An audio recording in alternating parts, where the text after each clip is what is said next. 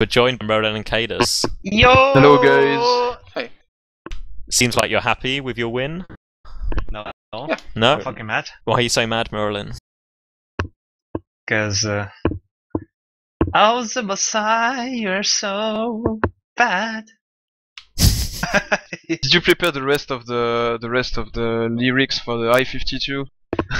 Yes, now it's gonna be something like Awsomniac, you're such a good soldier.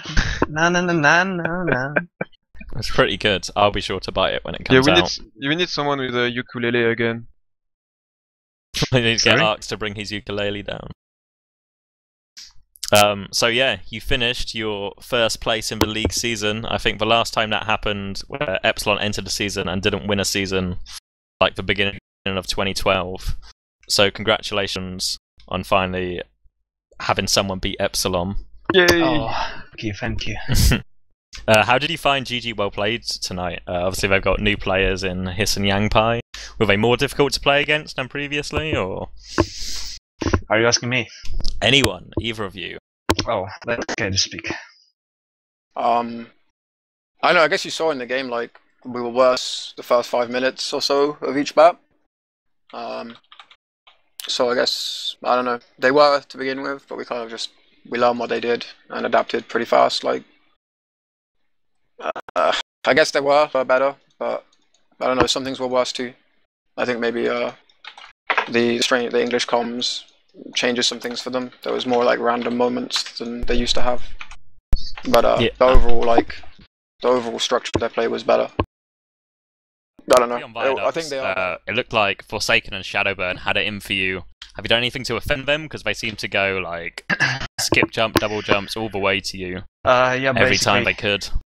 Basically about this, especially on Viaduct, it's like I'm just standing and on the middle fight, healing my teammates, and then I see a soldier doing pencil jump into me. It was Shadowburn. Like, he's jumping so slow, so weird, and I was like, oh, what is he doing? Is he going for me? Probably not. Probably for someone else. Like, it'd be such a slow jump. And then, like, after some while, I was like, oh my god, he is going for me! And I was, most of the times I was dying because of that. You escaped so much though. Yeah, I think there was one time, like, they did one suicide wave to get you, like on Viaduct where you were holding mid, you had Uber, no one got near you. And then they did another one where you just surfed from like your cliff onto the middle house, even though like Forsaken and Shadowburn both tried to land on you at the same time, and just got nowhere near you. Yeah, they tried really hard. I don't know why. Yeah, I don't know. Yeah, like, Viaduct-wise, I had a tactics question to ask. Like, it seems that you prepared the cliff hold when you have charge and you have the points. Is there a particular reason why you didn't try to forward hold when you had Uber advantage and the points? Well, basically, when can I tell them this? Our tactics. Okay, he's. Look, yeah. Well, sure. I don't think there's much to it. Well, basically, when we have sniper, like, I always want to hold close, but my team says no, we're gonna hold defensive. So we hold defensive. Basically, when you have sniper, as far as I understood, you can't hold forward. Yeah, that's right. Yeah. But I was referring to the moments where you had 2 scouts actually. The fights were quite messy. Like, we do try to forward hold. Like, we did it in one round, and it went pretty well until we lost Knudsen, and they broke it this time. But in general, like, we don't like to forward hold unless we can set it up like straight away. Like, if we wipe them, then it's cool. We can forward hold. But there weren't really many wipes. It was quite like a messy set of games. So there wasn't any time where we comfortably felt like, okay, we have time to, like, because obviously Miriam is holding on the far side of the map. So if me and the scout that hangs with me on the left is weak, like, there has to be time for us to get healed and to get in position, and then for Miralyn to get back over on the right side. So you really need like a decent opening. Like, we don't like to do it unless it's a good opening. It's to try and transition to this position if you don't have like something like this. Yeah, okay, I get it. I guess the only question really left to ask is obviously, so you finished tops, you only have one game left to play in this season, which is the grand final. Who do you think you'll be facing in the grand final? I think it's gonna be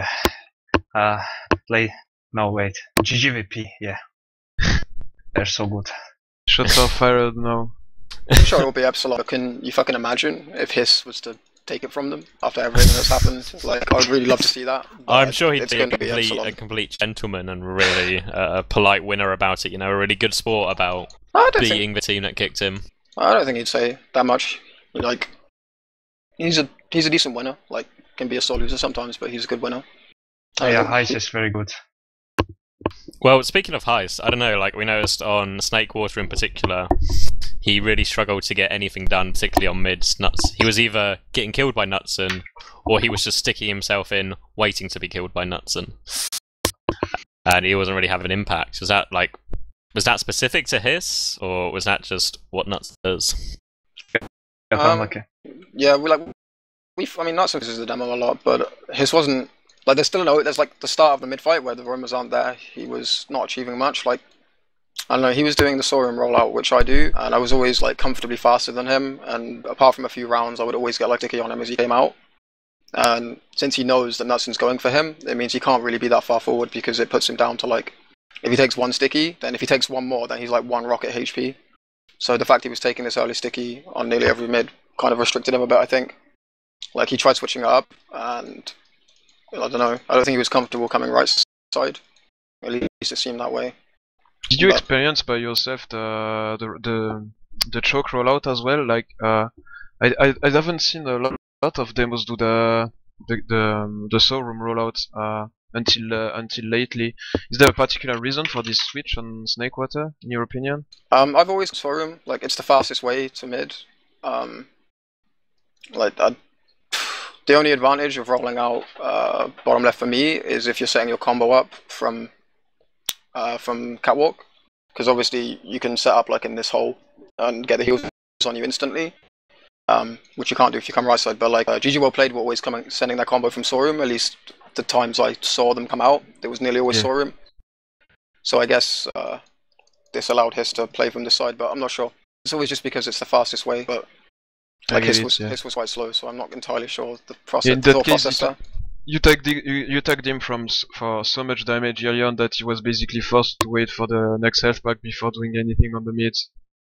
Yeah. Yeah, he was. Yeah, like I said, Nutson just seemed to keep their whole team occupied, whether he was in their face or just doing like his kitchen shenanigans.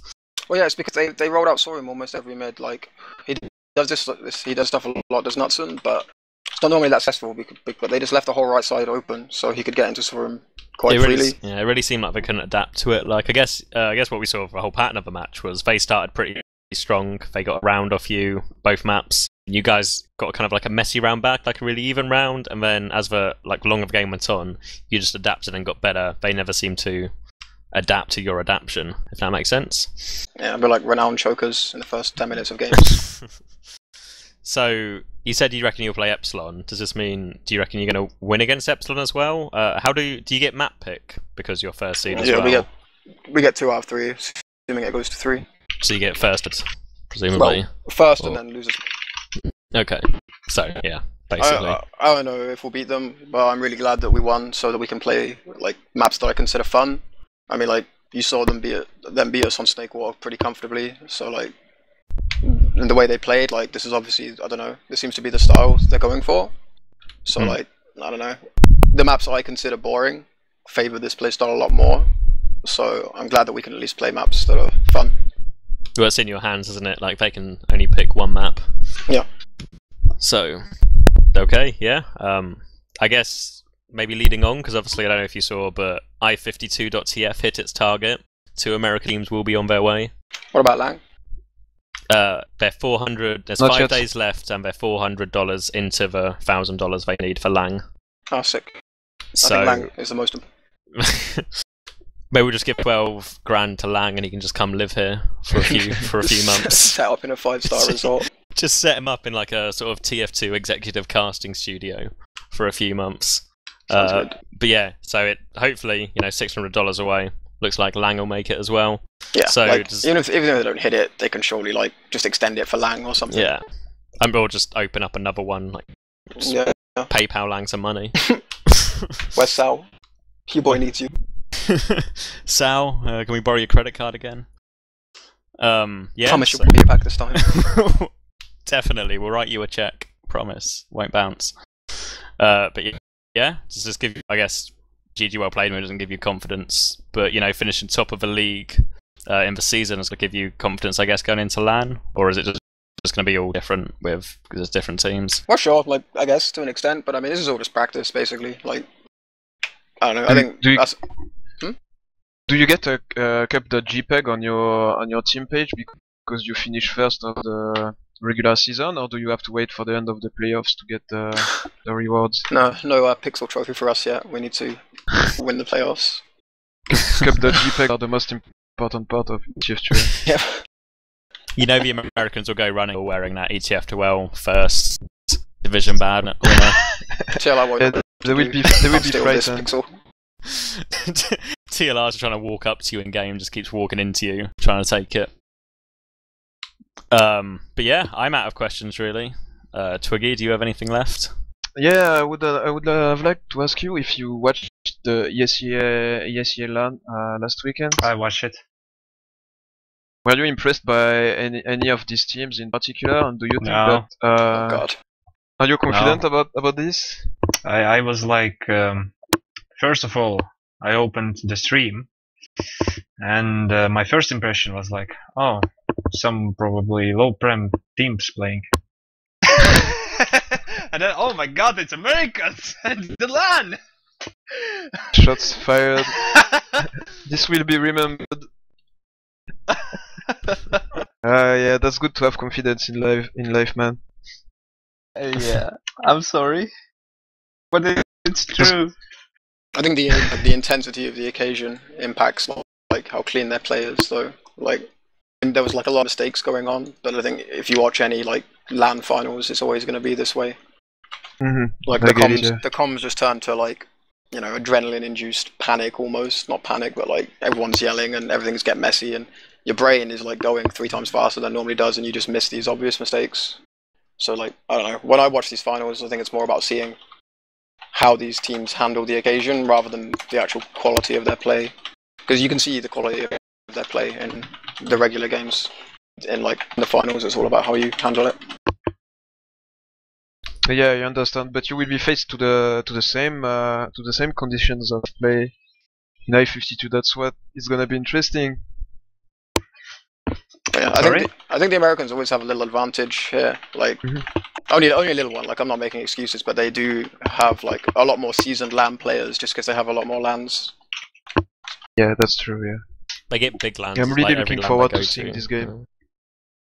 Yeah, every LAN they go to is like normally a big LAN as well. Like, it's always the ESEA final, kind of the final 4 teams, whereas Europe just gets more like me and Aoge will fly out to Lithuania to play a LAN, and Awsomniac, or like the old French Awsomniac, will go play a Skeege mix at Gamers Assembly. It's not quite the same, you know, caliber of games. Like, people used to say that like, while that was an advantage, like they wouldn't be used to playing in like a big LAN, because obviously the ESC LAN is like 30 people or something, and I-Series you have like 1,000 PCs in the same room. But I mean, most of these players have been there once or twice now, so even that's like, it's not even a thing anymore, really.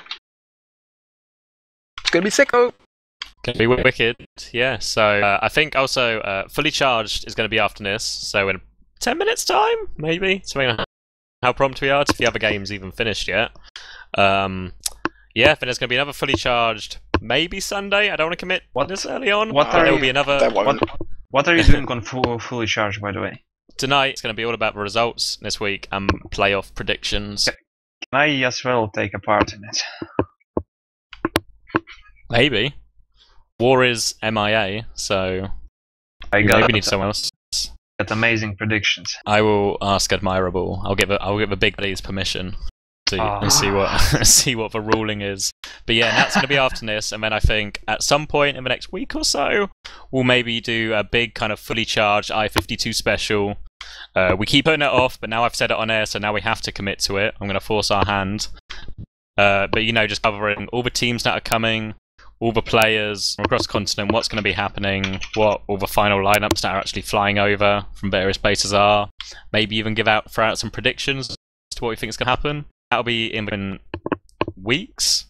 Maybe a week or so, 2 weeks. I'll put that kind of time limit on it. Yeah, so thanks for everyone who played, gamed, streamed, cast tonight. Thanks to Cadus and Merlin for coming on to the interview, as Forsaken did his normal routine of refusing to come on air. So thanks for everyone for that. Thank you to Twiggy. And yeah, fully charged EU going to be on in about 10-15 minutes after this. Same channel as this one right here, so stay tuned. Stay tuned, guys. Bye bye.